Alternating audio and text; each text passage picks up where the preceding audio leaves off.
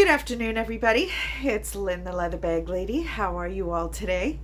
It's Monday, and it's snowing yet again. Leather Bag Lady weather report. We're supposed to get between 6 and 10 inches or centimeters today.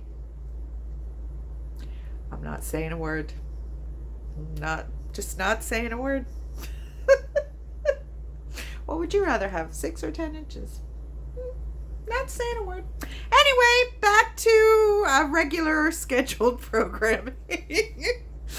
Got a couple of bags for you today. I did a video. No, I didn't do a video yesterday, but I did a listing yesterday. And the bag I listed yesterday is a bag I've had for quite a while. It was a bag that I had set aside for my promotional video with the Clyde's company, the Clyde's recoloring balm. They've kind of, I guess I maybe didn't act quickly enough for them. They were supposed to be sending me a little promotional pack, and I was waiting for that to finish doing the video, and that never arrived, so I ended up just buying it myself. So I ended up fixing the bag up. And to be honest, I didn't use the Clyde's. I used the Doc Bailey's black recoloring cream. I don't think there's much of a difference. The Doc Bailey's I find easier to use because I like the container that it's in. Do I move you? Am I able to get it out? Let's see if I... Oh, I can reach it. So... Just to give you a comparison. So this is the Doc Bailey's black that is kind of my go-to just because I like the container that it's in. It's clean. It doesn't seem to get dry and crusty, which is what happens with this Clyde or Clyde's. It just kind of gets kind of crusty around these edges, and I don't know, it's not as easy to work with in that state. Whereas this thing, I just shake it up, I unscrew the top, and I dip my little applicator into whatever is pooled here, so I don't even have to squirt it out, or I'm not saying anything on that one either. It's just a lot cleaner to use. So that's what I used on this fabulous Roots bag. Now, I have this bag on, I don't know why things are defaulting to my personal Facebook account, which is just Lynn Gledhill, my name. But I have some before and after pictures of this bag. And it's pretty incredible what this bag used to look like and what it looks like now.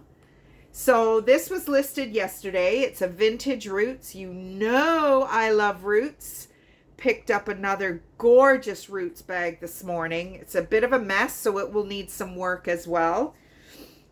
Quite a few compartments in this beauty. So you've got 2 outside compartments. One has a zipper. And there's your vintage 80s Roots tag. And then you have an interior. And I can't tell you the disgusting mess that this bag was inside. And now it's all fabulous because it all got cleaned and washed. And I love doing this. I just love it. I think probably I get more enjoyment out of that than anything. Especially now that I've started to find these tools that are, what is that? That, you know, these refurbishment tools, the creams and the dyes and all this kind of stuff. There's your Roots. So that is a bag that was listed yesterday, and it is available in my Etsy shop. And then we get to today's bag, which I just love it. I love it, love it, love it. I know I say that every day, but this little bag is so cute. Now, this is very in keeping with late 70s, early 80s, these extra long shoulder straps, which work for me because I'm a shoulder strap girl, not a crossbody strap. This, when I looked at this initially, I went, oh, that's an Aldo bag, because this is the shape. This is the Aldo shape. Now, this bag has, you're not going to be able to see it because I can barely see it. Maybe, oh, yes, you can. Maybe if I angle it. It's got an LB Canada, which I never saw until I flashed a light on it. Made in Canada and leather. I don't know. What are the chances that this is a company that was a preempt to Aldo? I don't know. It's just Aldo. This triangular shape is Aldo's logo back in the day, back in the 80s. And then you've got this amazing paisley print. Now, in the listing, I've shown you the interior of this pocket, which I can grab, is, yep, it's the same paisley. Now, in the listing, this is the true reflection of the color.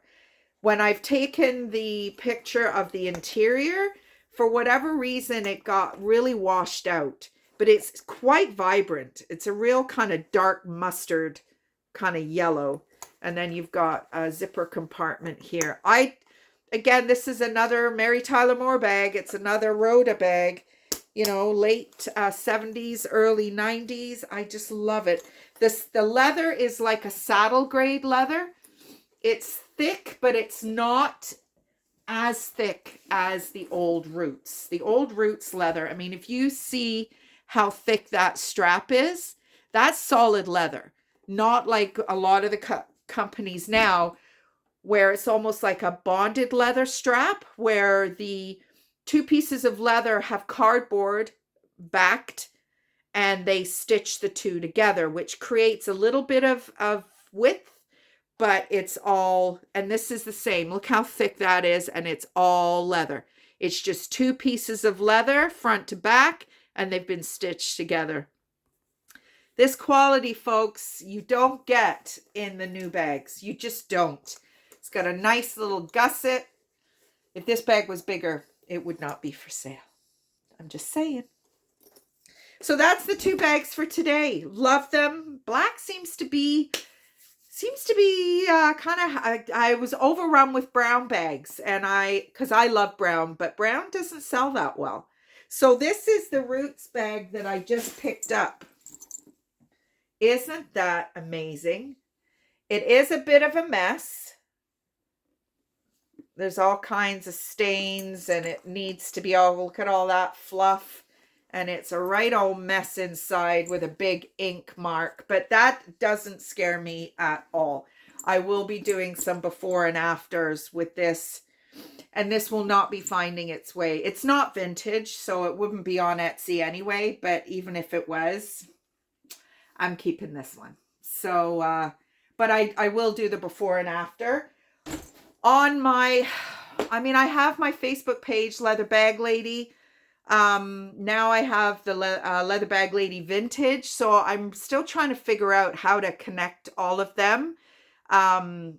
I don't know what I did. I think I went crazy when I was in the falls and pushed all kinds of buttons and said yes to all kinds of things, which I probably shouldn't have. So I'm having some issues now listing my, my bags on Instagram, because what I'm doing now is every time I do a listing on Etsy, I automatically list it on Instagram, and then it by default gets listed on my personal page, which I don't want it to go to my personal page. I want it to go to Leather Bag Lady.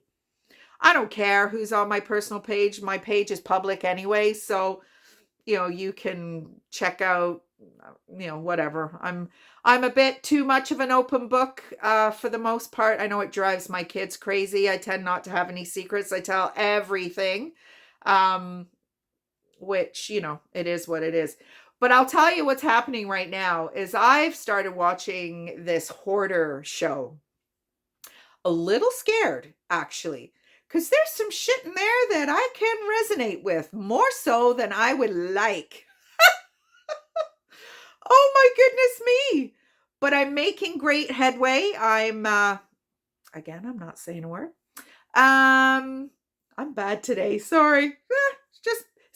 It was a very long, lonely weekend. Anyway, I'm doing great things. I've almost finished with the room behind this wall, which was probably the worst room in the house, actually. So I'm almost finished with that. And then I'm just going to make my way in here. And probably 2 or 3 weeks, the house will get listed. And if it sells, it sells. If it doesn't, it doesn't. What will be, will be. So I'm leaving it in the hands of the gods. If I'm meant to get out of here, as my granny says, if it's for you, it won't go past you. So if I'm meant to get out of here, then I will get out of here. If for some reason I'm supposed to stay, then that will be what happens. Either way, I'm not really that bothered. So anyway, let's get to our history piece today. We're still dealing with Mr. Calvin Klein. The last little fact I left you with was his underwear line. So, late 70s, early 90s were his jeans. And then the whole Mark Wahlberg, Marky Mark, washboard ab, Calvin Klein underwear thing, which basically created a 700 million net, not gross, net worth company, that's back in the 80s, probably more so 90s. But in 1992, he almost claimed bankruptcy. I don't know what the parameters of that. ABC and CBS banned the Brooke Shields Calvin Klein pant ad. So my feeling is probably a lot of legal fees, a lot of stuff around that. But I don't know if you remember the Brooke Shields. I saw some of the pictures and I was like, oh yeah, I remember that. But she was Marky Mark, Mark Wahlberg, Brooke Shields, the Patty Hansen, which is S-E-N, not S-O-N. I spelt it wrongly when I was telling you about it. And then his fragrances. So 1994, $90 million in revenue by creating a unisex fragrance. Now, I don't like all of the Calvin Klein fragrances, but there's a couple that are just so nice to smell. Oh my goodness me, a good-looking man with a little bit of Calvin Klein. It wasn't Eternity, or was it? I can't remember which. It was one of the old ones, though. Yeah, the Polo. Ugh, God, gag, Polo. Ugh. But the original Calvin Klein and the Halston, I loved. They don't make it anymore, but the Halston for men. Oh my goodness me. So I guess what they said, the scent gets the pheromones going and then it's a whole, again, we're not going there. But that's our history pieces for today. I gave you quite a few today because we got a lot to go through, but who cares? We got a shit ton of bags to go through as well. So have a great day, everybody. If you're in my neck of the woods, be safe on the roads. It's starting to get pretty slippy. I was talking to Mom, who's still in Sarnia with my Auntie Anna, and the driving is bad there. So it's going to be kind of crappy all day today. So anyway, enjoy the rest of your day wherever you are, and I will talk to you tomorrow. Bye, everybody.